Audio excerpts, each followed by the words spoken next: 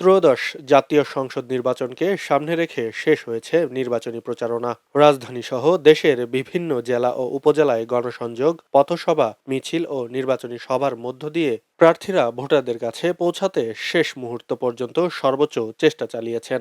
প্রচারণায় উন্নয়ন, দ্রব্যমূল্য নিয়ন্ত্রণ, কর্মসংস্থান সৃষ্টি এবং শিক্ষা ও স্বাস্থ্য খাতের উন্নয়ন এই বিষয়গুলোই প্রাধান্য পেয়েছে।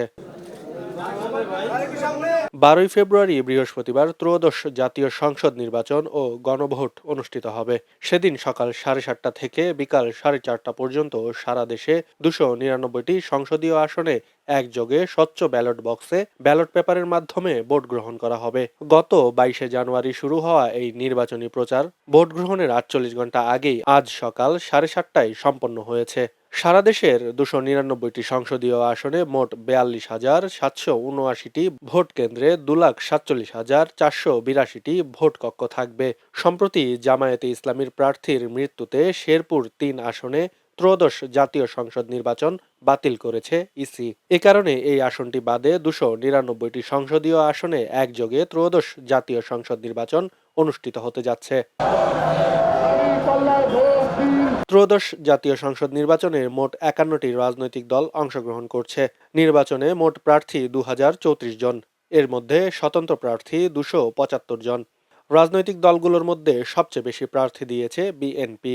দলটির প্রতীক ধানের শীষ নিয়ে নির্বাচনে প্রতিদ্বন্দ্বিতা করছেন 291 জন প্রার্থী। এছাড়া ইসলামী আন্দোলন বাংলাদেশ দ্বিতীয় সর্বোচ্চ 258 জন প্রার্থী হাত পাকা প্রতীক নিয়ে প্রতিদ্বন্দ্বিতা করছেন। বাংলাদেশ জামায়াতে ইসলামীর 229 জন প্রার্থী দাঁড়িপাল্লা প্রতীক নিয়ে প্রতিদ্বন্দ্বিতা করছেন। এছাড়া জাতীয় পার্টির লাঙ্গল প্রতীক নিয়ে নির্বাচন করছেন 198 জন প্রার্থী। অপরদিকে জাতীয় নাগরিক পার্টি এনসিপি শাপলাকলি প্রতীক নিয়ে নির্বাচন করছেন 32 জন প্রার্থী। স্বতন্ত্র প্রার্থীদের মধ্যে 76 জন ফুটবল প্রতীক নিয়ে প্রতিদ্বন্দ্বিতা করছেন।